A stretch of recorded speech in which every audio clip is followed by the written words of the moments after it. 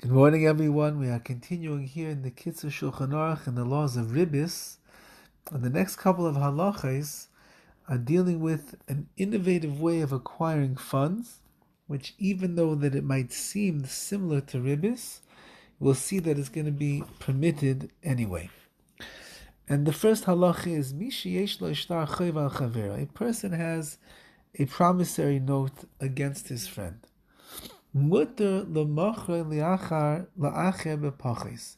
He is allowed to sell this at a discounted rate to somebody else, which means the following. Let's say that Ruvain borrowed $1,000 from Shimon. So Shimon now has a note that says that Ruvain owes him $1,000. Mutter l'machar liachar bepachis. So if Shimon would want to sell this this promissory note, to somebody else, he could do it even at a lower price than the original loan. Even if he would sell it before the actual payment was due. And the seller will write the following to the purchaser, meaning again, the seller over here is the person who originally lent the money. And he writes on the shtar, on this document, the following. Ani meicher lecha shtar zeh, I'm selling you this note, ukenei lecha ihu v'chol shimudo, and you shall acquire it, and whatever lien it contains. So that means that I'm selling you the loan, which is really worth $1,000. I'll sell to you for $800. So that means that the original lender is getting $800 upfront right now.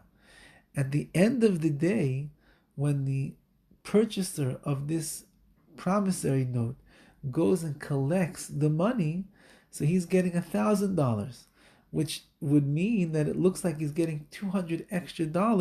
Maybe you might want to call that ribbis, but as we'll see that it's not. And the responsibility, which means if the borrower would end up defaulting on this loan and he's not going to pay back, the person who purchased the document right now, he ends up losing out. However, the responsibility that originated with the seller, which means such as a claim that the note had been paid off or something like that,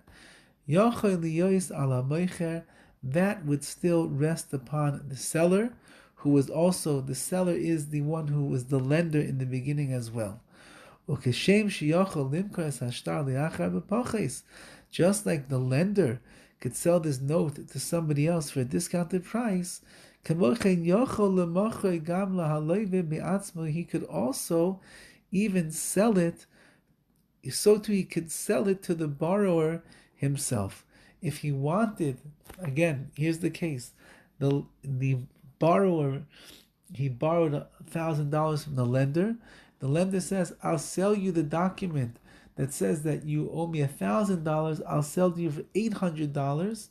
And that way he'll be exempt now from paying off the rest, or some kind of a case like that.